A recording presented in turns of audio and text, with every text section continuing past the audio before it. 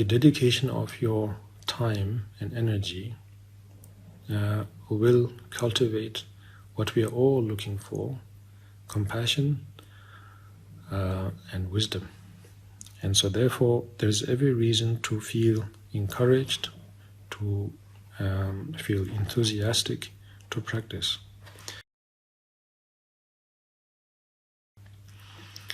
For example, every word, every sentence, or every structure of these stanzas, there are 64 overall in this prayer, and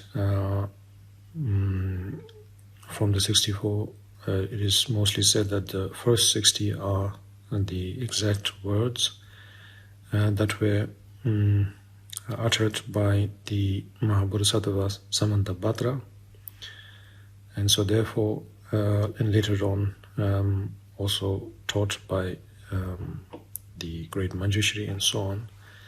And so therefore in every word or in every stanza one could say that the body or the form of Buddhas are right there actually. It's just that we have been ignoring all this while, so therefore we are not able to see it through every word. So therefore that's something to consider.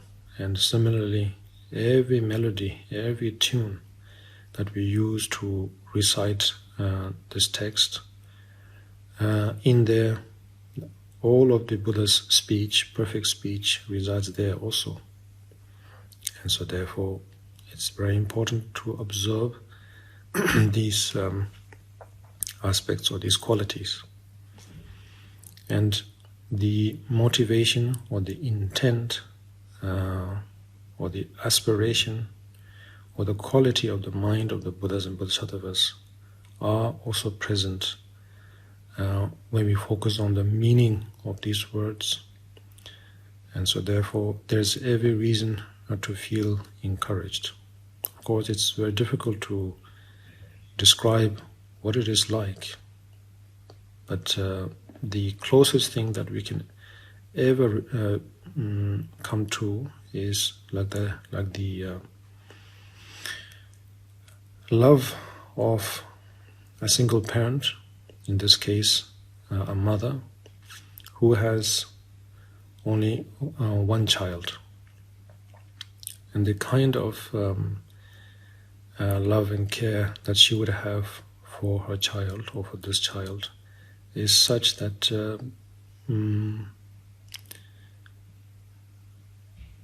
we cannot, how to say, describe it by any logic or by any reasoning, because in order to protect and to care for that child, she's willing to risk the most precious thing, her own life, her own dignity, her own everything. And so therefore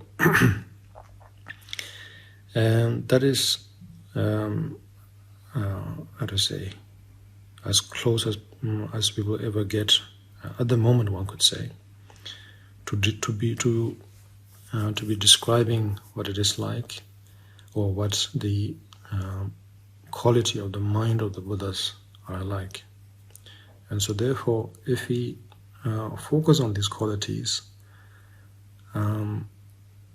it will definitely bring enthusiasm, it will definitely bring joy, not pleasure. It's important to differentiate those two, not pleasure but the joy. Pleasures are just basically essential things which comes and goes, but joy is one could say immaterial, and so therefore true joy will come from there, and therefore basically your tiredness will go away. and it will never feel like a burden. So therefore, such qualities are there, so there's every reason for us to practice, and most importantly, to practice it regularly. But of course, being a beginner, doubts of in the form of fear, concepts, one could say, concepts of doubt and fear, they will come and go many times. In a single minute, various concepts of doubt and fear will rise, and of course, hourly, daily, weekly, monthly, annually, they will always be there, or it's possible that they will keep on coming. And so therefore it's, in this case, it's important not to put down ourselves just because these concepts come up. It doesn't mean that you are not worthy of this practice, that you are not respectable enough to practice this serene path or method. It just means, it just goes to show that if you give enough causes and conditions for these concepts to come up, they will. There is no way of stopping it. And so therefore, first and foremost, that is something for all of us, no matter whether we think we are beginners or, I always say, veterans. And I was told that if I say veterans, it sounds like as if we've been into some sort of a battle or something like that, as if we lost some limbs and we have some scars. But what I mean to say is that whether we think we have been practicing for a long time or not, it's very important, to be aware that if you give causes and conditions, anything, the result will come. Any result can come according to the right or appropriate cause and condition. And so therefore, when it comes up, that's why in the Four Noble Truths it says the first one, the dukkha. And this is the first noble truth, that when the concept comes up, it means that it's already, it has ripened. The seed has ripened, and so therefore there is no way to block it or to eradicate it in any way, no matter what kind of force we use. So what is there to do? Well, the only thing one can, there is one thing one can do, which is, of course, you can transform it. You can turn it around. Anything, actually. You can channel it, redirect it, rechannel it towards something maybe useful, actually. And that's why in the practice of lojong or mind training, the countless of spiritual guides have introduced and reintroduced or re-advised or reminded that every obstacle can be turned around and it can be used for our own advantage. And so therefore that is possible. But we cannot stop it because the causes and conditions were there and now it has become matured. And so therefore, of course, as I said in Tibetan also, that we, just because someone said so or just because Buddha said so, we cannot just blindly rely on that. We can, but it won't go that far. So therefore, we have to somehow go along with our sort of ironic or strange sort of human nature, which is that we have to experience it for ourselves. We have to somehow bang our nose. I said in Tibetan that normally our dear parents would say, "Oh child, don't put your finger there. That red thing will burn your finger," you know. And they say it genuinely, and they really mean it, and they are trying to help you. But somehow it's very difficult to somehow listen to that. And so therefore, obviously, we opt towards gaining first-hand experience. Otherwise, it's difficult for us to be convinced. And so therefore, in the case of rising concepts and how to channel it, but probably more than channeling it, in terms of the rising concept, it's important for us to observe, use our meditation or samadhi, to concentrate and to examine whether they can really be stopped or not. Can we stop it physically? Can we stop it verbally? Can we stop it mentally? Physically, we may take medications, you know, take certain prescriptions and then try and block the concepts. Or verbally, we might either talk to ourselves or listen to others talk and to see if we can block it. And of course, then mentally, we can think various things. But when the causes and conditions are there, it's inevitable. And that's why it says that Buddha is not able to wash away your karma or accumulate merit for you. You have to do it yourself.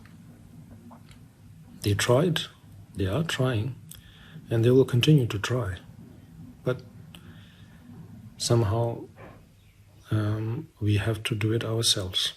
And so therefore it's important to examine whether what Buddha said is true or not yourself.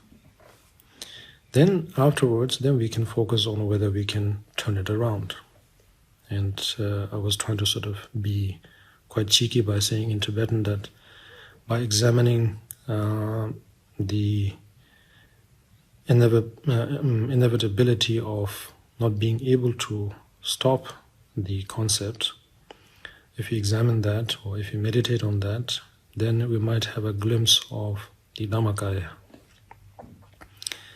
And that if we try to turn these concepts around into something favorable, and if we focus on that and strive towards it, we might get just a glimpse of the Rupakayas of the Buddhas.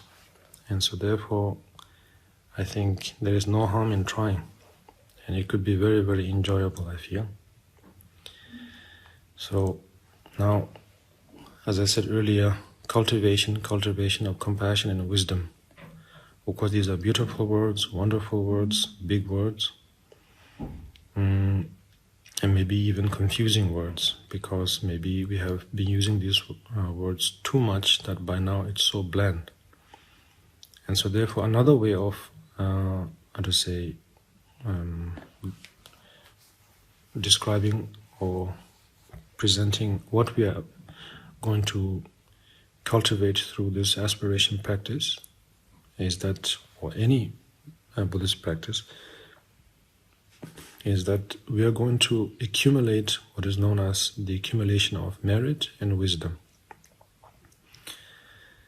Of course, those words also may be quite foreign or too overrated, but nevertheless, what it means is that, or at least according to me, what it means is that merit is very important. It's way to gain trust and confidence, both for oneself and for others or from others. Because basically merit means that it's a way to, it's basically any good deed. In fact, many of the world religions that we have in this world really specializes, I think some of them really specializes or focus highly on how to accumulate merit. And so therefore we can learn something from them. That most of us as Buddhists, we talk a lot about a good merit, but when it comes to putting into action, we are lacking in experience. So in that way we can learn a lot from the other religions about how to accumulate merit, because merit at the end of the day creates trust, creates confidence in oneself and in others. Because kindness goes, as we say, goes a long way. It doesn't need language or borders, and so therefore that's what it is. It could be physically meritorious deeds, or vocally or mentally, any good deed. Of course, now in Buddhism we focus mainly on the mental attitude, but no matter how much we try to focus on that, what others will see, or other fellow human beings or even animals, what they can witness, what they can recognize is our speech and our the action of speech and action of our body. They cannot read our mind, and so therefore the physical and vocal actions are very important, it seems. And so in that way, no matter how our era is evolving, whether it's becoming too technological or too greedy or whatever we call it, it's not completely a downhill, I feel, because every education system that we have in this world, every brilliant minds that we have, every learned scholars that we have around the world in various fields, when they really come together and have a summit or a conference of any kind, talking about their own achievements, of course, doesn't go that far. And so therefore they realize that at the end of the day, it's about how to create a society, or how our society, one could say should, I guess, evolve so that we become a meritorious society. Whether they are politicians or philosophers or leaders, at the end of the day, they definitely are talking about that, and so therefore that's something for us as practitioners to appreciate, I feel, and not to say think otherwise. Of course, if you want to focus on the errors and mistakes, of course, we can have a lot of fun time doing it also. It could be a good pastime, something to laugh about. But beside that, if we focus on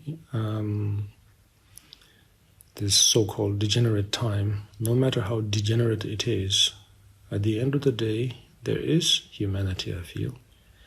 And so therefore, this humanity or humane quality comes from merit. And so therefore, by practicing the practice of aspiration, we will accumulate merit, trust. In Tibetan, I was using the English word credit. the credibility would be there. Why Buddha is so revered and talked about, respected by everyone? It's because he's credible. That in his entire life he has never told a single lie. Everything he knew he conveyed. Of course, he was skillful, so that he would not harm others when telling the, the truth. According to each and every individual's capacity, he told the truth. He never told a single lie. And whatever he experienced, whatever he understood, he shared them all. He didn't reserve it for something else.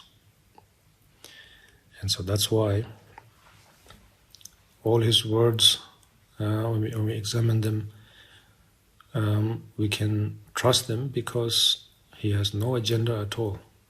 And so, therefore, in order to become someone like that, accumulating merit is important, and that's why during this particular time we are practicing the King of Aspirations to accumulate merit. Why? Because, okay, maybe for a few hours we might be just sitting and hopefully not getting a cramp and having a good time, but will we really accumulate real merit? I would say very much so. As long as, provided that you don't get distracted. Because during that time that you have reserved, if you focus on that, then during that time you are not allowing yourselves to create any, negative karma. Not that there's something evil to actually do, but according to society, yes, killing, stealing, lying, misconducts, and so on, these are considered unpleasant, but most importantly, it completely destroys credibility or basic confidence. They will never trust you if you commit these actions. And so therefore, during this session, if you're not distracted, then physically, vocally, or our speech, and mentally, we are not simply giving any time, any room, any space to cause non-virtues, and we are not giving any conditions to